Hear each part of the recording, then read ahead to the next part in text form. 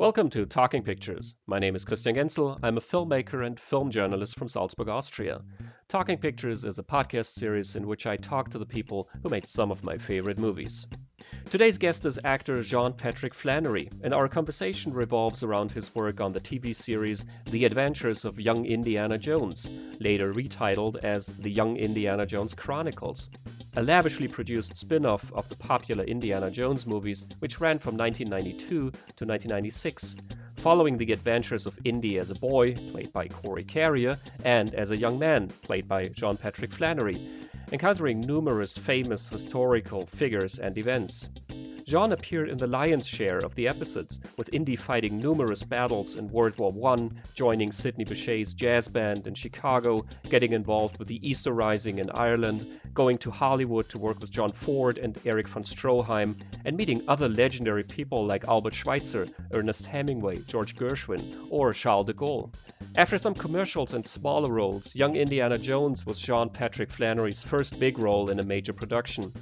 He also appeared in movies ranging from the cult success The Boondock Saints from 1999 and its sequel from 2009, to films like Suicide Kings, Body Shots, Detox, Saw 3D, the seventh part of the horror movie series, to the recently released horror film Nefarious. On TV, Sean was part of the show The Dead Zone, based on the Stephen King novel, where he appeared in several episodes from 2002 to 2007, and he joined the show Dexter in 2013 for its 8th season. He's also a martial artist and a writer. His debut novel Jane 2 was published in 2016. On the book's webpage, Sean's bio includes the charmingly tongue-in-cheek statement, he has appeared in over 100 movies and television shows, some of which he hopes you've seen, and some of which he hopes you haven't. In our conversation, Sean recalls how the Young Indy series juggled all sorts of different storytelling approaches and how he experienced the show as an actor. He discusses the educational part of the series and remembers his favorite episodes and directors. The interview was conducted in connection with our German language podcast Lichtspielplatz. So, if you speak German, please visit lichtspielplatz.at and check out episode number 67, which features an in-depth look at the Young Indiana Jones TV series.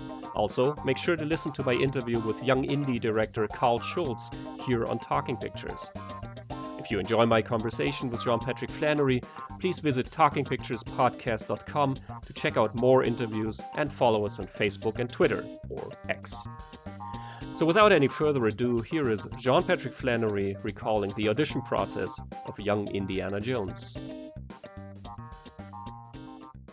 You know, the audition process was probably the easiest audition process of my life, only because I was convinced there's no way in hell I could possibly get Young Indiana Jones. So I went into every audition kind of carefree, and I was completely relaxed. And I got to tell you, then by the time it came down to the screen test, it was probably one of the hardest auditions I've ever had, because, you know, George Lucas was there, Rick McCallum, Carl Schulz, they were all, and then that was when I started to realize I could possibly get this. And then the reality set in, and it was pretty unnerving. But I'd never done anything anywhere near that big. Like you said, I did a string of commercials. I did a couple of serials for the Disney Channel, but that's it. That's it. And they called me in for an audition, and I was blown away that I was even getting an opportunity to read for a George Lucas production. So it was, Young Indy opened up every door that's open to me today. Without that, I wouldn't be talking to you. I wouldn't have been in any of the other films. It provided me a lot of opportunities, and I'm incredibly grateful.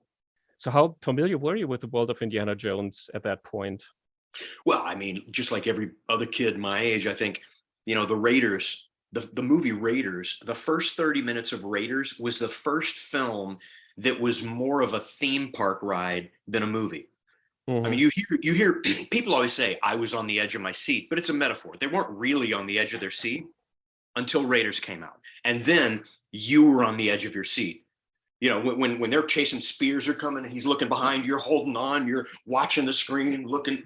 I mean, it was an experience unlike anything I'd ever been through in my life in a cinema. So it instantly became my favorite film when I saw it in the theater for the first time because of that. It was unparalleled, really. Yeah, I remember Roger Ebert called it one of the great bruised forearm movies because when you're in the theater, your date just squeezes your forearm all the time. Yeah, yeah. It did that to me as well. He was right. So how did you go about shaping the role of young Indiana Jones? I imagine it's difficult when you're stepping into the shoes of someone else who originated that role. It is, but it isn't, because it was written by completely different writers. It was, although the character was called Young Indiana Jones, stylistically, every script was sculpted very differently. The writers were different. The characterization, for example, the Terry Jones episode, the way that character was written was almost slapstick comedy. And then the way the character in like the Battle of Verdun was written was an art house dramatic piece of poetry. So from script to script, the defining lines of the character kind of shifted. And I enjoyed that. I really did. I loved working with Terry Jones and doing just a completely different version of Indiana Jones. It was fun. I mean, it was years of education. It was film school for me, but it wasn't nearly like you're trying to be the Harrison Ford version. It was, Indiana Jones was the only fictitious character in every episode. It was historical figures. It was an educational piece. So because of that, I did my best to emulate what Harrison did in the movies, the way he put his hat on, the way he took it off, the way he rode a horse, and things like that. But outside of that, the dialogue was significantly different in character from episode to episode. And I had a ball doing it. I really did. Yeah, well, I was watching it. I was thinking that must have been just a crazy opportunity because there aren't that many series that switch genres so much. I mean, like you said, sometimes you're in a war movie and sometimes you're in a surreal comedy and then you're in a political intrigue. And also, the series isn't shot in chronological order, I think. You were moving back and forth. So how did you keep track of where Indy was with all those changes and all those different elements to the story? It's not hard. I mean, that's the least of your worries as an actor. I mean, if you can't keep notes of where you've been, London happened in 1916 and then Paris, the date of that. So, okay, if it's 1918, I've already met Vicky Prentice, the suffragette movement. I've already gone through, it's pretty easy to keep track. I mean, that's like 101 for an actor to do. I actually love the fact that it bounced around, country to country, and you had to kind of assemble the story on your own. I really loved that. I mean, to me, I learned more shooting Young Indiana Jones than all of my cumulative years of schooling, including university. I mean, traveling around 56 different countries, experiencing different cultures firsthand, living in the Congo with the Masai Mara who had never seen photographs or videotape before. I remember videotaping the campfire and then showing them the videotape, and they were touching it, wondering if it would scald their hands on the screen. It was an experience that I don't know how many people will ever be able to have now that it's 2023. It was an eye-opening experience. It was a cultural experience. It was educational. I came out of that, the biggest form of currency I got from Young Indy was the education. It really was. Did you have any contact with the two other Indy actors, Corey Carrier, who played the kid version of Indy, and George Hall, the old Indy? I haven't spoken to them in years. I hope they're doing well. They were wonderful, wonderful human beings. I kept in touch with Ronnie, who we did all of our episodes together. But Corey, we really never intersected. So I met him one time in Prague when they were doing the end of an episode and I was starting, and that's really it. And the same thing with Mr. Hall. We never crossed paths. I know it looks like that because it's the way they assemble the episode, but I really never got to shake his hand. And for example, Harrison Ford was in the Chicago episode. I've never met Harrison Ford, which to me is a travesty because to me, Harrison Ford is our last iconic movie star. Like I think now we have Brad Pitt, who's a huge celebrity and he's an actor, but an iconic movie star like Steve McQueen, like Montgomery Clift, like James Dean, like James Stewart, Harrison Ford, he's of that ilk. So I mean, I would have loved to have, just get a picture with him and show my kids, like, look, daddy was standing next to Harrison Ford, or something like that. But you know, How involved was George Lucas in the production of the series? he was, he was pretty hands on. But I'll tell you, the real hands on producer was Rick McCallum. I mean, he was there every single day. He orchestrated everything. He put everything together. Like, that dude is a producing god. I mean, every aspect of filmmaking, he was hands on in assembling, and he was there every single day. He was on the set every single day. George, creatively, absolutely, he assembled the team of writers. He put the stories down. But then he really kind of let Rick run with it, and I think they both did an amazing job, and they work incredibly well together. George was in Prague, he was in California, and he was in Phuket, Thailand.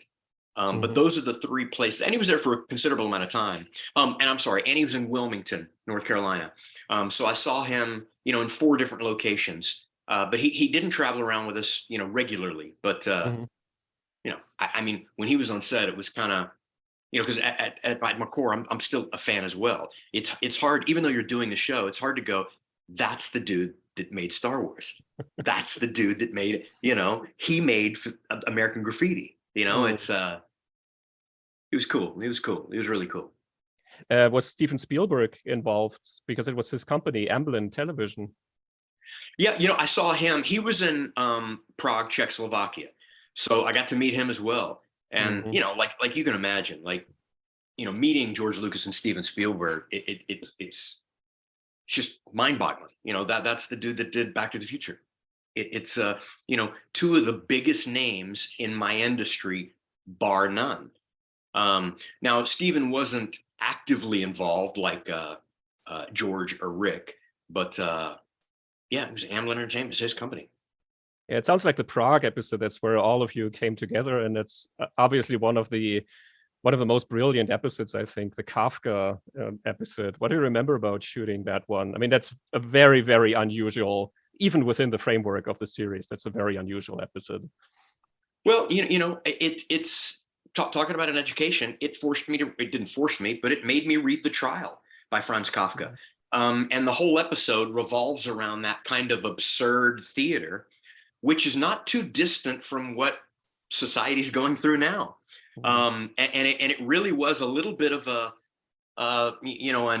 Orwellian type of dystopian episode. It shined a light on things to come. It really did. And that's one of the great things about the series, is it went from something like that to a heavy, heart-wrenching drama, to a comedic elements, to pratfall comedy, to slapstick comedy, and then back to gas masks and horrific piles of bodies, trench warfare. But the Kafka episode was one of my favorites for that very reason, because I started to read Franz Kafka, and otherwise I'd heard the name, but I'd never really flipped the pages, and it made me read The Trial. Did that happen with other episodes as well, that you were sort of triggered to go and seek out the works of a writer or pick up a history book, stuff like that? Yeah, and a lot of things I already knew about, but I didn't really research in depth. The Bolshevik uprising, Lenin, the suffragette movement, all of the above. The structure of World War I biplanes, the fragility in the sky, the synchromesh machine guns going through propellers, kind of all of that. It really forced me to take a closer look outside of just an academic look. Like, I need to pass this test, let me learn that. It really was presented in an interesting way that left you going, I need to know more about this. And it did that to me. I hope it did that to viewers as well. Yeah, I mean, the DVD set has a full set of documentaries, I think 94 documentaries on all of the different aspects. So I think the education was really a big part of the approach and the intention of the series. Yeah. Do you have any other favorite episodes? My favorite episode is the Battle of Verdun. And it was directed by René Mazur. my favorite end result episode. My favorite person to work with was Carl Schultz. Hmm. I didn't really have a lot of dialogue with director René Mazur, but the final product, once I saw it edited together, that was the first experience where he would tell me to do things on the day and I questioned them. And then when I saw what he did with it, I was bowled over. I mean, Hmm. to me, that was a poetic, musical piece of art. It really was. Um, Carl Schultz was, I think, the best coherent storyteller of a director, just a wonderful human being. And the episodes that are 100% accessible and fluid storytelling, I just thought that he had a magically gentle hand cinematically, and he really made you feel comfortable. And I think the results speak for itself. Yeah, you have a lot of great directors on the show, and each one of them, I think, brings something else to the table. I mean, people like Nicholas Roeg, who directed the Matahari episode. I think that's my favorite episode, the Matahari episode. I love that. You know, it's hard to pick because honestly, we didn't have a bad director. I mean, all of the directors were A-list directors. Simon Wincer, I mean, the stuff he directed, his action sequences, I think were bar none the best in the series. And he did the Albert Schweitzer episode. Mm. Some of the stuff that he did with the camera, with the long dolly shot down the medical beds. You know, Simon Wincer, he's a genius director. I mean, it really was years of film school for me, asking questions. Why are you doing this? What is that? What is that? Explain that to me. And Hmm. then you see the end result and you understand why they did what they did. You know, it was an honor to be part of. And it's probably also unusual to have a series where the directors have so much input into the style and the tone of each episode, right? I mean, most of the directors who were on the show were really people who were coming from movies, not television. Yeah, and you know, I really think that's wonderful for them, but I think that's a big part of why a lot of people didn't see the TV show. Because one minute people are tuning in and they're getting slapstick comedy, and the next week they tune in and they're getting a heavy melodrama, and then the next week they're getting very realistic death drama.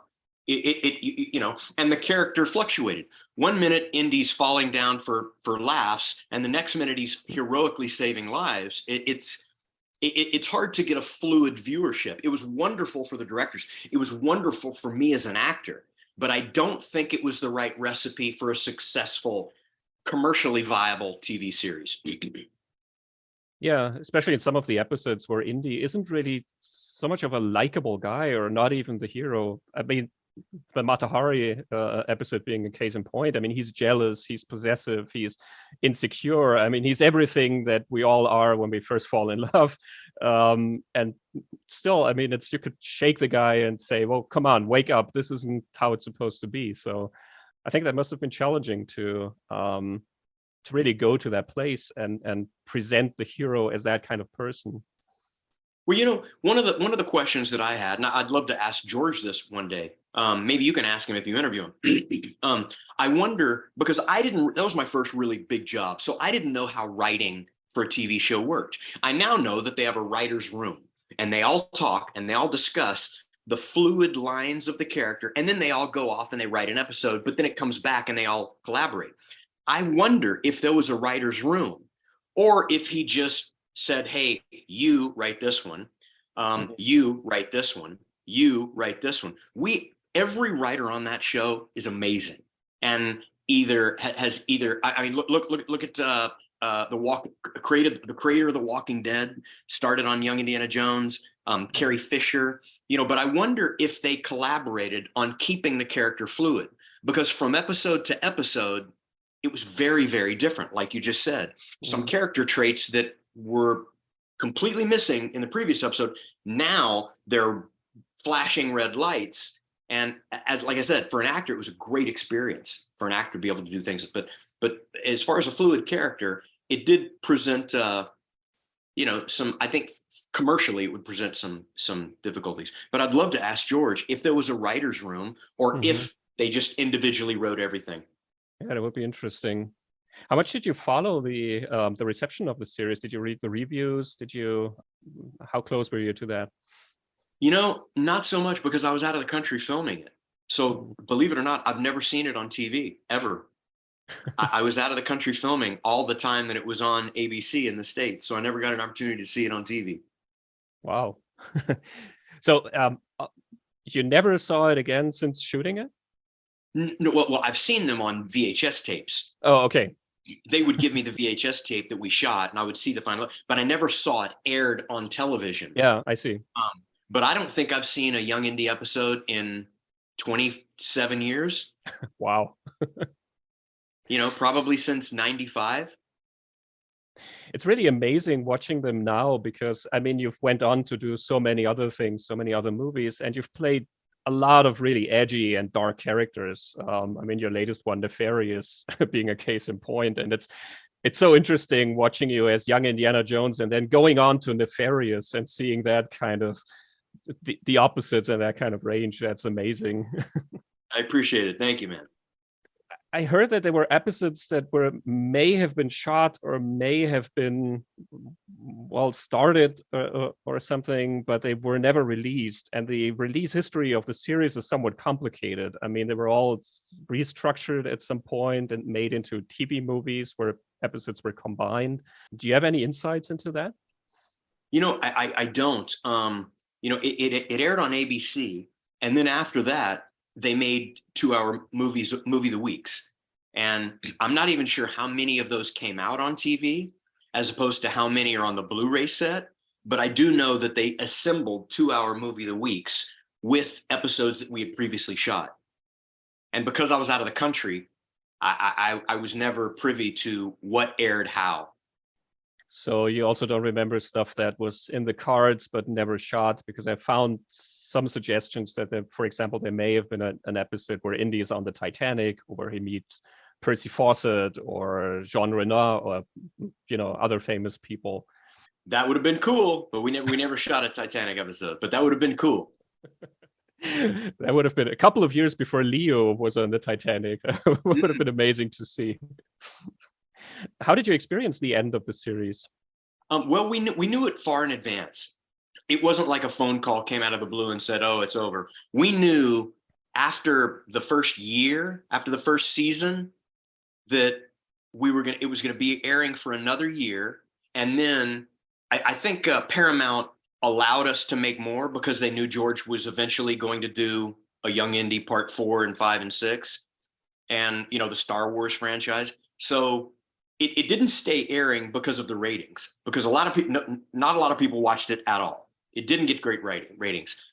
They kept making them because of George, because he had a certain amount of stories that he wanted to tell, and they said, "Okay, we'll let you make them." And I think it was 52 stories that he wanted to tell, and so they let us make them. And I'm grateful. I'm proud of it. My kids will see them. That's it's neat, educational. Pride, it's a legacy, it's all of that, man. Yeah, it's amazing. And it was so elaborate, especially for the time. I mean, back then, television series really still had that, 2 single locations and studio set kind of look, and they weren't really expensive. And with Young Indiana Jones, it was just the opposite. I mean, every episode was made like a movie. And ILM, they were developing their replication. I think we were the first production ever used replication. We'd shoot 10 people and we turn it into 1,000 marching people, and it looked real. And then they've gone on to use that in every movie subsequently since. So it was a litmus test for a lot of stuff that they're using today. How often do people approach you about Young Indy? Really hardly ever at all. Really? And yeah, no, I'm not kidding. A lot of people, you can read, the Nielsen ratings, and they tell you how many people saw it. But no one hardly ever recognizes me from Young Indy. They didn't back then. They don't do it now. It's so it just I don't think a lot of people saw it. I really don't think a lot of people at all saw it. It's kind of rare, and I'm proud of it. I have this theory that it's a chapter of Indiana Jones that was really that not a lot of people are talking about, and it's still such an integral part to the Indy story. So. It's interesting to hear that. But they've now come out on Disney Plus, so maybe people are, will rediscover them now. Well, I hope kids see it. I mean, it really is. There's more historical education in that series than any elementary, junior high, and high school. It's all in there. World War One from 1915 to 1922, it's there. So for no other reason, I hope kids do give it a watch. It's so sad because the whole bookend concept of young Indiana Jones with the old Indiana Jones who's telling the stories, that has been omitted in those TV shows. So really the work of George Hall has sort of been deleted from history in a way. But now we get Harrison Ford as old Indiana Jones, so at least that's some comfort. Oh, you mean on Disney Plus they took out the George Hall? Yeah, already on the DVD set. The versions that I've seen. I mean, I remember the George Hall episodes from back then, or the bookends from back then. I have a couple of copies from TV screenings from back then, but on the DVDs and in TV movies, all of the George Hall stuff was deleted. So I think it's very sad. Yeah, well, that's too bad. It was, they did the Chicago was bookended by Harrison Ford. And then the other episodes are bookended by George Hall. So it was a little odd in itself, Yeah, they left in the Harrison Ford bookend. Well, because he's Harrison Ford, obviously. Of course. But speaking of the Chicago episode, I was wondering, was that you playing the saxophone? It was, yeah. Really? I had a saxophone. I had, now I didn't learn how to play anything. They didn't teach me how to read music. But I learned how to play those pieces of music, and it wasn't that difficult, like learning how to construct music and read music and hit, multiple combinations of notes. But if you only have one pattern, it's doable. There's one pattern your fingers have to hit. You do it over and over again, you can learn it. Okay, it's cool. Well, those were some really great jams. I mean, I'm a huge jazz fan, so obviously that was also one of the episodes that I really loved. Seeing Indy jamming with Sidney Bechet. That would introduce kids to Sidney Bechet, Yeah, and I mean, he's almost forgotten these days. So correct. It's really nice to have those reminders and to have that in a playful sense. Were there any episodes that you were kind of disappointed by, or that you wish that, I don't know, could have handled stuff differently? I mean, it's easy to second guess and look in the rearview mirror. I don't. Everything you can find, if you look hard enough, you'll find little nuances. I wish I would have this. I wish I would have that. But I think it's healthy to move forward. It's especially as an actor. That's one of the reasons a lot of times directors, they won't let actors watch the dailies because they start changing their character. They're like, oh, it didn't look good when I did that. I'll stop doing it. And then the character's wish goes up and down. And so I tend to try not to do that. In hindsight, I would have liked to have seen how the series would have fared if it would have been more consistent and fluid. But other than that, I wouldn't trade it for the world. I worked with amazing directors top to bottom. I mean, my first episode filming, the call sheet was Vanessa Redgrave, Christopher Lee, Elizabeth Hurley, Catherine Zeta-Jones, and then some dude named Sean Patrick. Who the hell is this guy? It was kind of crazy. I was the only unknown person on the call sheet. Must have been kind of daunting to meet all those acting legends and play opposite them and be the hero of the story too. It was, and it was odd, and it was weird, and I was well aware of. I was just some actor from Texas, and these are like, well-regarded thespians from the UK, and they'd all done London High Theater, and it was crazy. There's one actor that I'd like to ask you about too before I think our time runs out.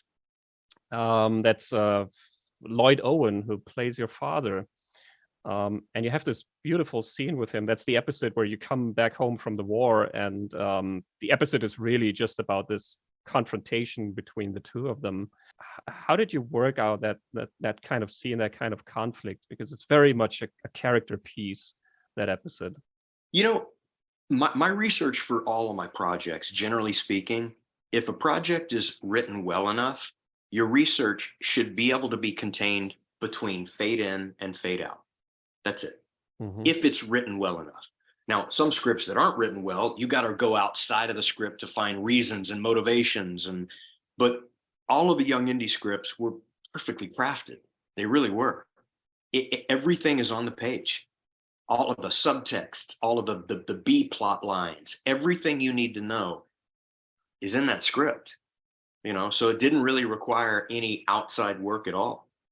Did you have was there time to do a lot of rehearsals and go through the scenes and develop and change the scenes while you were shooting that, or was it like on other TV shows where it's just go ahead and we'll need to get this done? Because we had actors flying in and flying out constantly, there wasn't I'm not a big fan of rehearsal anyway. Mm-hmm. I think there's something wonderful about the organic nature of hearing it for the first time. So, and if actors are good, they can do that. I don't think you need to do it a billion times and try and keep it fresh. And, Mm-hmm. to me, you should do your homework, learn your words. You should run it in your head exactly how it's going to happen, and then be prepared to adjust it to relate to whoever you're standing opposite. And that's where the magic happens to me. Now, there's other actors that want to rehearse it 17 days in a row, and by the time you film it, they've done it 500 times. And that's okay. There's a different recipe for everybody. But for me, I like to do it all in my head. I don't show up to work not knowing the lines. And if you want to change it, I can change it on the fly. And I like to see what happens. I like to get natural, normal reactions from someone that hasn't heard my line yet. And I want to react to them having no idea how they're going to deliver that line. Having said that, I accommodate anybody. If an actor came on and they're like, "Oh, I'd like to rehearse this," I rehearse it till the cows come home. But I tend to preserve the version that I'm going to use for filming Mm-hmm. until the day. I see. Yeah, that's what I was thinking about when there's those scenes with Lloyd Owen, because I think he comes from a theater background, and I think that was the first thing he's done, or one of the first things he's done on TV. And he's the same age as you are, so that's kind of unusual in a TV setting, I think. Yeah, and I found that to be true with a lot of, especially the English actors. They love to rehearse it, and to, it's just not the way that I prefer to do it. But I accommodated everybody. If they want to rehearse it, I'll rehearse it till the cows come home. But because I want them to be comfortable and to be as good as, if that's what they need, I'm there for them. But for me, I prefer to save it for the day. Sean, I'd like to thank you very much for taking the time to talk a little bit about Young Indy. Is there anything else that you'd like to add? Some thoughts, something I haven't hit upon in my questions? No, not really. I'm proud as hell of this. I hope it finds a new audience with today's youth. I think the messages, the stories are pertinent. They're alive. They're well. They're valuable. I certainly don't want to lose them. And it changed my educational tangent severely just by being a part of this. And I hope it can do the same for some other youngsters out there. Mm-hmm. Yeah, that would be great. So again, thank you very much. I appreciate it. I appreciate you taking the time, man, and thank you for having an interest in the show. It was a pleasure talking to you, brother. Absolutely. It was a pleasure watching the whole series again. It was amazing. I appreciate it, man.